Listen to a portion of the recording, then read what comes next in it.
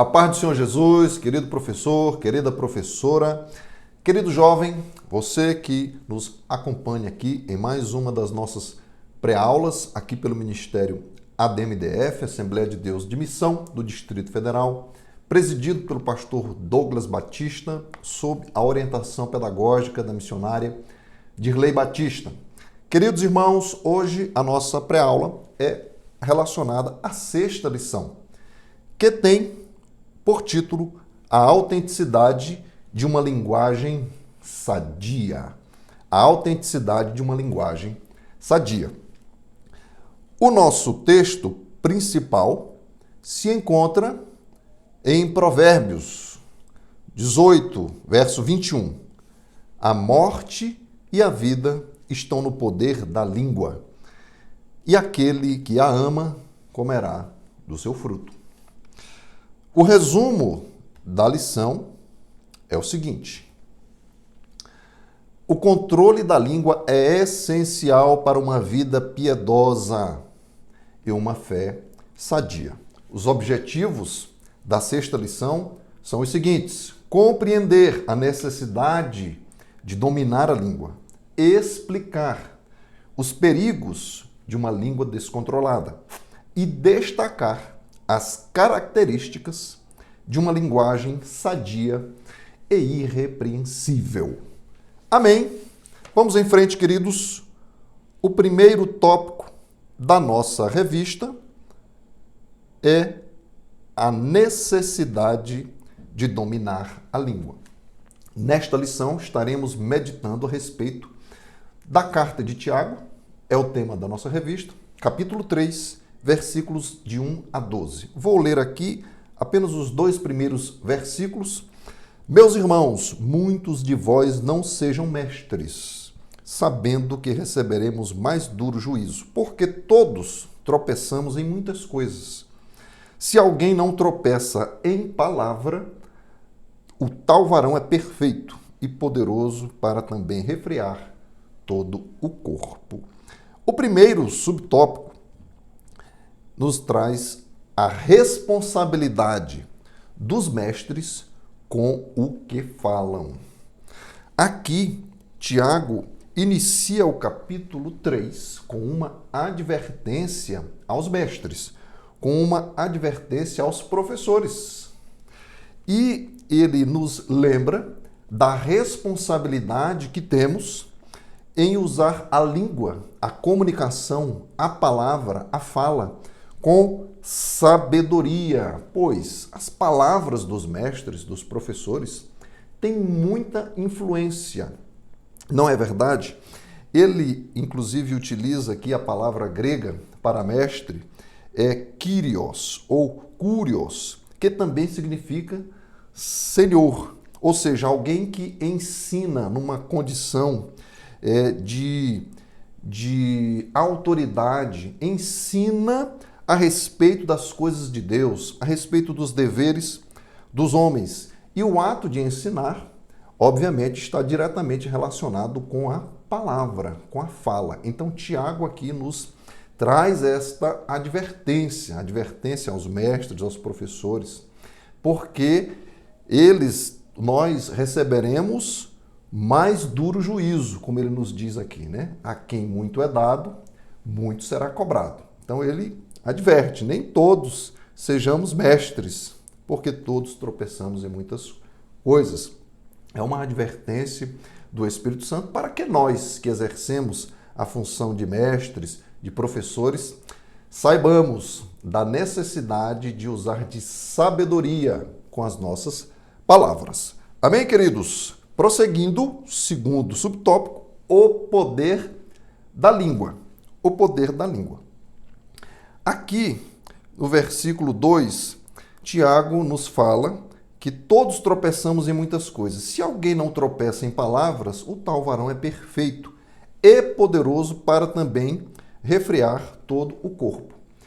A língua é muito rápida, não é verdade? Precisamos, então, destacar isso com os nossos jovens. Muitas vezes, nós conseguimos refrear uma determinada ação, uma determinada conduta, mas a língua já foi, já falou, né? Já disse o que não devia.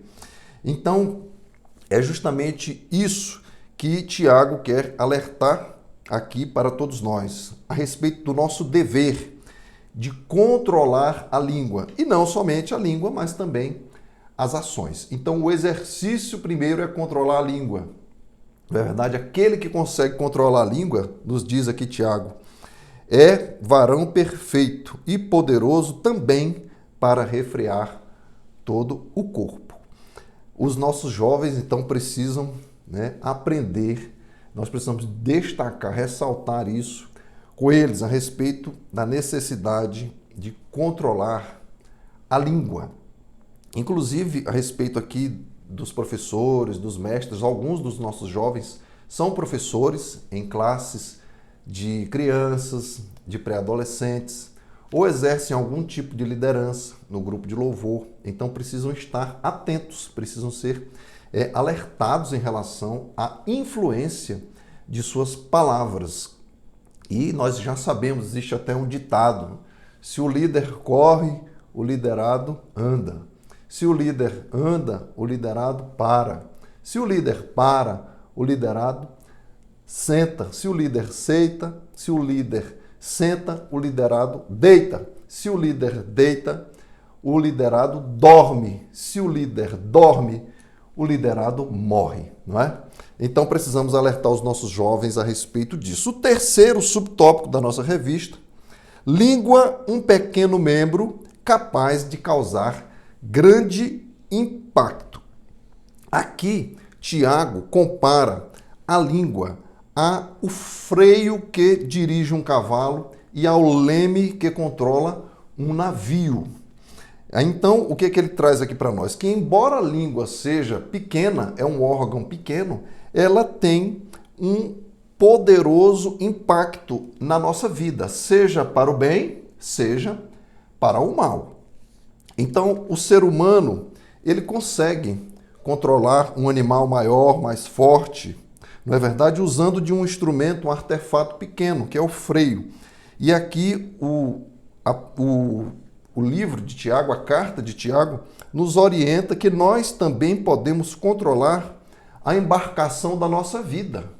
Assim como nós conseguimos controlar o rumo, o destino de um navio com o leme, nós também podemos controlar o rumo das nossas vidas com a nossa língua, não é? O ser humano pode controlar o curso de uma grande embarcação com um pequeno leme, então ele deve ser capaz de controlar sua língua para que tenha um bom curso nos mares desta vida. Amém? Em frente, queridos, vamos para o segundo tópico da nossa revista, cujo título é Os Perigos de uma Língua Descontrolada. Primeiro, subtópico, a língua como fogo. Então, Tiago usa vários elementos para comparar com a língua. Fala do freio na boca dos animais, fala do leme, que dá curso, direção ao navio, e também fala do fogo. O fogo aqui é comparado também com a língua. O fogo começa pequeno, mas o seu estrago é imenso, é terrível.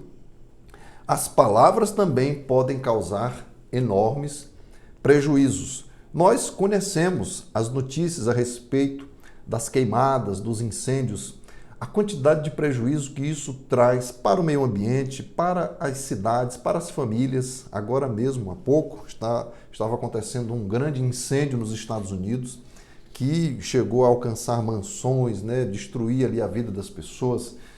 Terrível, né? O poder de destruição de um incêndio. Então, Tiago compara, inclusive, com um mundo de iniquidade, o poder de destruição que o fogo tem e, consequentemente, também a língua descontrolada.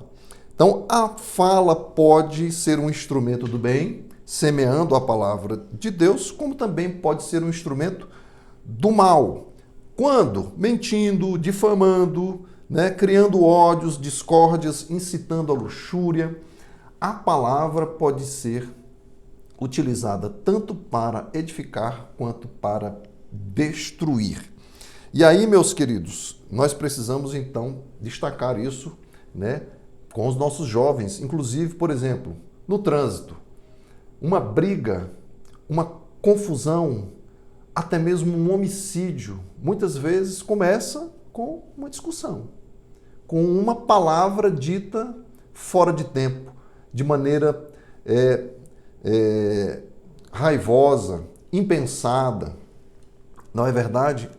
Então precisamos ter muito cuidado com a língua. O segundo subtópico, a inconsistência no falar. Tiago, mais uma vez, nos fala da coerência, da consistência, da autenticidade. E aqui ele nos diz isso no versículo 9, a respeito da bênção e da maldição que podem sair de uma mesma boca, de uma mesma língua. E, por exemplo, ele nos diz: com ela bendizemos a Deus e Pai, e com ela amaldiçoamos os homens feitos à semelhança de Deus.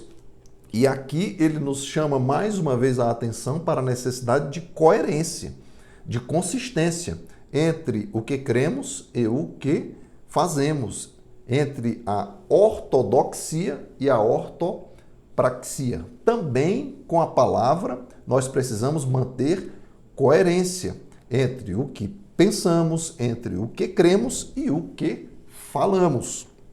Então Tiago traz para nós esta provocação. Terceiro subtópico, a incapacidade de domar a língua. A incapacidade de domar a língua. Tiago, então, aqui nos fala claramente, no versículo 8, que nenhum homem pode domar a língua. E ele compara a fúria, né, a lesividade potencial da língua com o veneno de uma cobra, de uma víbora. Algo mortal, né, algo terrível.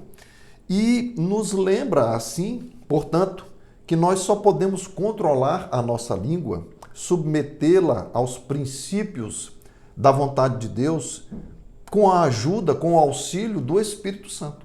Só o Espírito Santo nos pode ajudar a controlar a nossa língua, a nossa fala. E então, ele também nos lembra aqui, o comentarista, que as palavras, elas contaminam tanto aqueles que pronunciam, quanto aqueles que as escutam. E nos traz a advertência do Senhor Jesus, lá no Evangelho de Mateus, capítulo 12, versículo 36, de que um dia todos nós prestaremos contas de todas as palavras ociosas que proferirmos. As nossas palavras também serão objeto do juízo de Deus. Vejam só o alerta do Senhor Jesus. Então, jovens precisam, né, queridos, ser ensinados, ser alertados a respeito da necessidade de controlar o que falamos e hoje também o que escrevemos nas redes sociais, aquilo que nós falamos, um vídeo que nós postamos na internet, uma frase que nós inserimos ali em um perfil de determinada rede social. Queridos, isso pode ter efeitos terríveis, vastíssimos. Nós escrevemos para o mundo inteiro tem acesso ao que nós colocamos, inserimos na internet. Então, hoje ainda muito mais é preciso ter cautela com o que falamos, com o que dizemos, com o que escrevemos. Os nossos jovens, adolescentes, têm muito contato com as redes sociais, com as mídias e, por vezes, escrevem coisas que lá na frente se arrependerão. Não é verdade? Então, nós, como professores, como mestres, precisamos alertá-los a respeito da necessidade de ter cuidado com o que se fala, com o que se escreve, como nos alerta a própria palavra de Deus aqui em Tiago 3. Muito bem, vamos, portanto, em frente para o terceiro e último tópico da nossa lição, que é características de uma linguagem sadia e irrepreensível. O primeiro subtópico, a fala, que edifica. Tiago enfatiza aqui, portanto, o poder e a responsabilidade que acompanham o uso da língua. Somos advertidos a possuir uma linguagem sadia, que edifique, que encoraje os outros.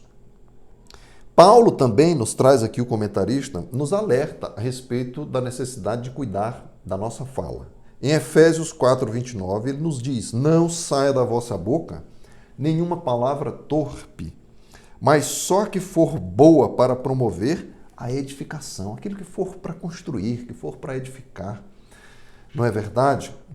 Precisamos ter muito cuidado com isso. Nós não somos chamados para amaldiçoar ninguém, nos destaca aqui o comentarista, e sim para apregoar, pregar, ministrar a palavra de Deus. Então precisamos ter este zelo, não é, meus irmãos? Nós não podemos sair por aí amaldiçoando as pessoas, né? É mesmo aquelas que estão neste momento incorrendo em pecados, em erros. Porque Deus ama o pecador. Alguns dizem, não, mas isso não pode. Deus não ama o pecador. Deus não ama o pecador. Deus odeia o pecado e odeia o pecador. E quando nós perguntamos, mas qual a base bíblica para isso? Geralmente nos trazem alguns versos de Salmos. E aí, meus irmãos, eu preciso destacar aqui para os irmãos, nós precisamos ter cuidado com a interpretação das Sagradas Escrituras. Nos trazem lá Salmos 5:5, Salmos 139, 21, 22, quando Davi diz assim: não aborreço eu, ó Senhor, aqueles que te aborrecem, e não me aflijo por causa dos que se levantam contra ti. Aborreço-os com ódio completo, tenho-os por inimigos.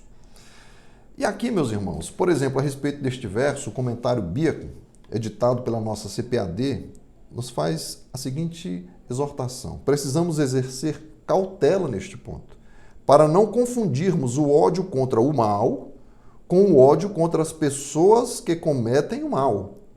Uma coisa, no entanto, precisa continuar clara: devemos amar a justiça e odiar o mal.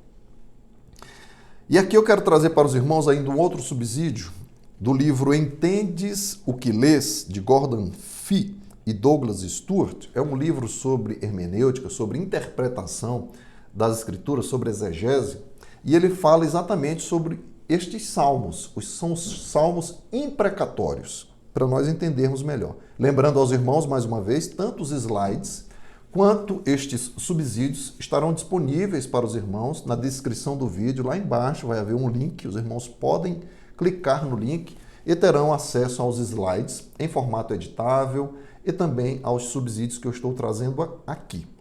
Fiquem à vontade para encaminhar para o grupo dos jovens, para imprimir, para ministrar a sua aula.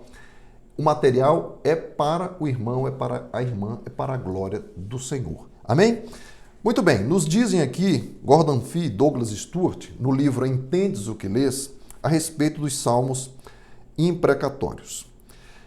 Essa realidade apresenta-nos um problema hermenêutico inigualável na Escritura.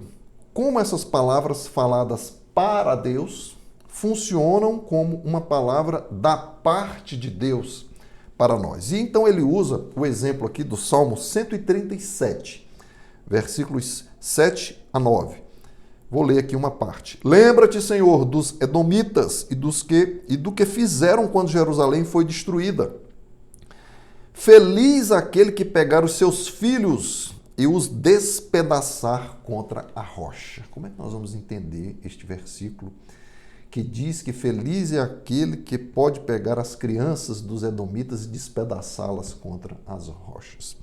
Então, os autores nos lembram aqui. O Salmo 137 é uma lamentação pelo sofrimento padecido pelos israelitas no exílio.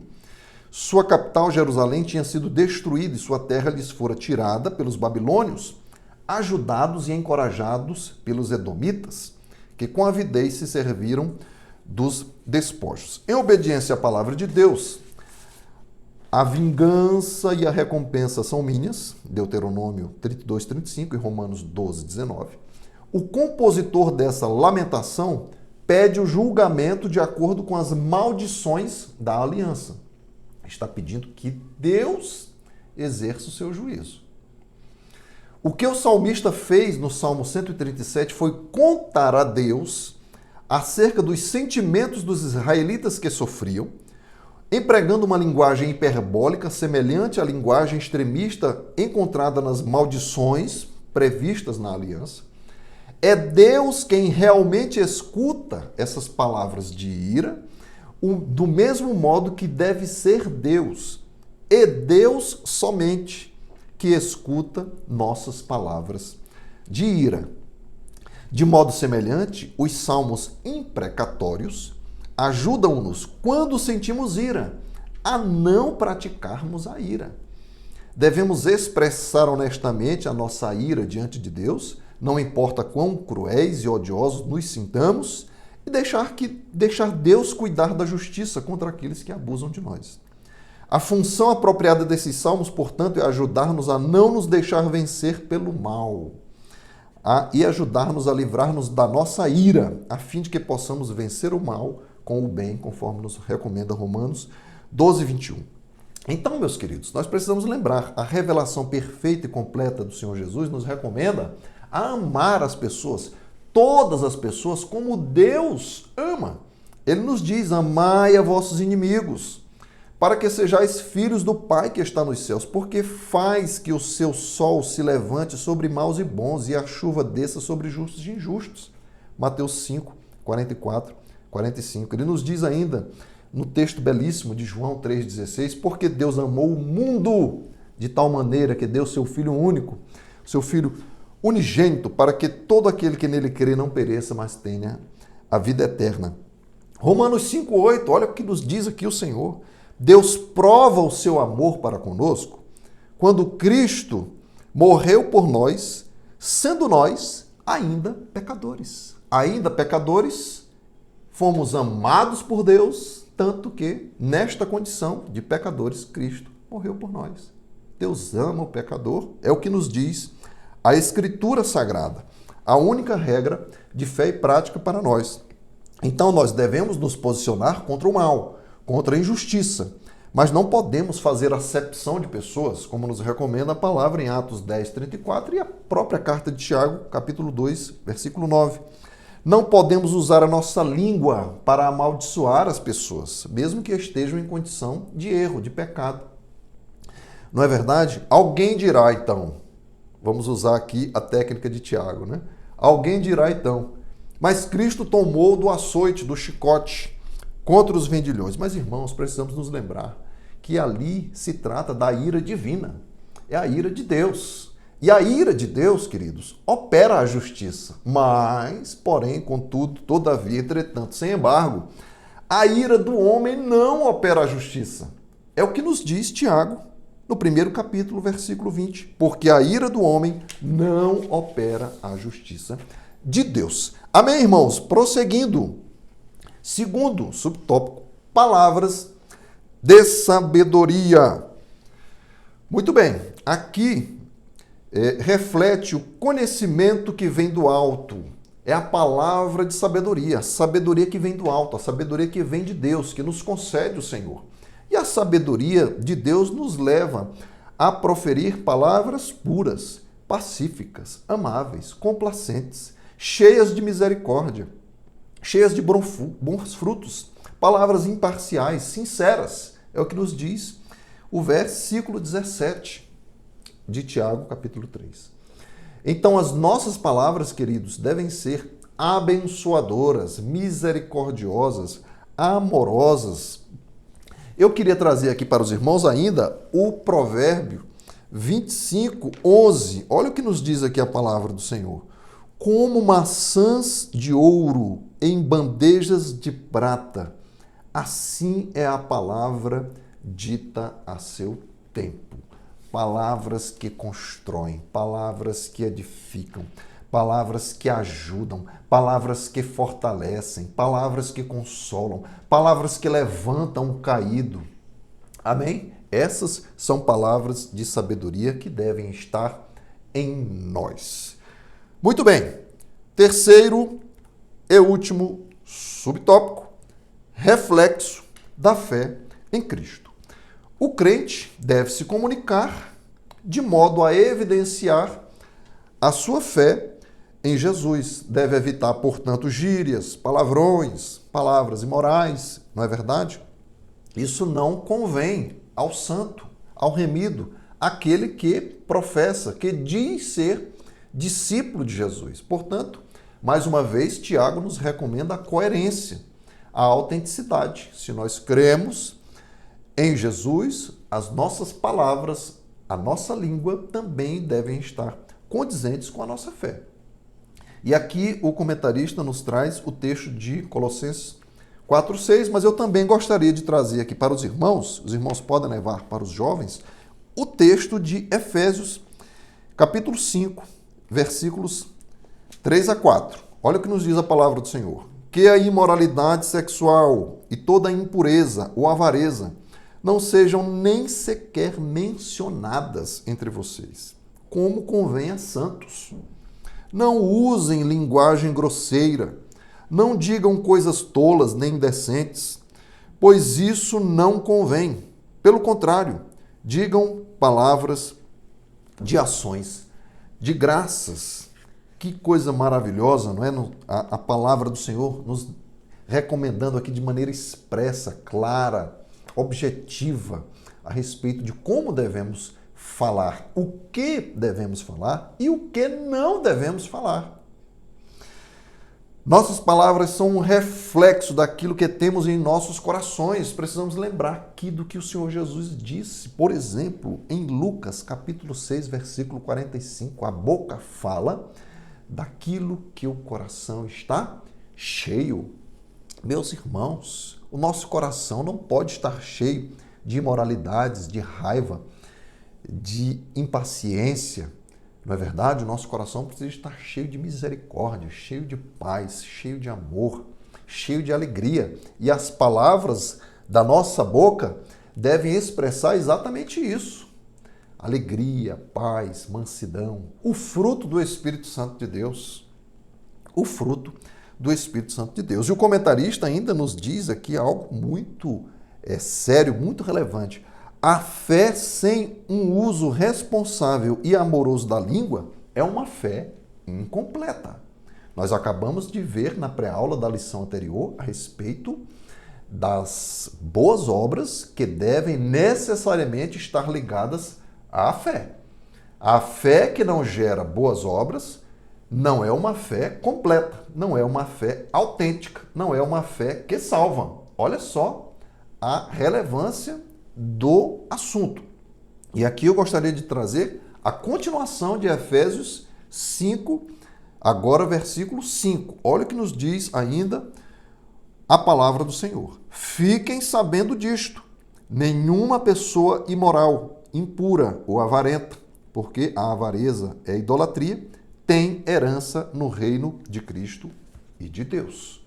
Olha só, meus irmãos, a importância, a relevância e a seriedade do assunto. A nossa fé deve também, através da nossa língua, da nossa boca, das nossas palavras, a nossa fé deve gerar bons frutos, boas obras, boas palavras, porque, do contrário, se trata de uma fé incompleta.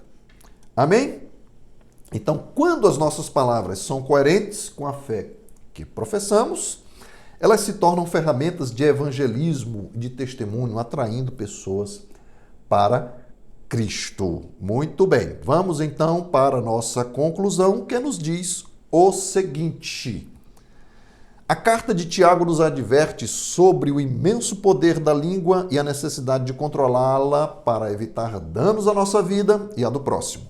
Uma linguagem saudável edifica, é cheia de sabedoria e reflete nossa fé em Cristo. Como cristãos, somos chamados a usar nossas palavras para glorificar a Deus e edificar os outros, demonstrando autenticidade em nossa fé por meio de uma comunicação verdadeira e amorosa. Ao cultivar uma linguagem irrepreensível, mostramos ao mundo a transformação que Cristo opera em nossas vidas. Amém, queridos? Muito bem. Terminamos assim a pré-aula relativa à lição de número 6.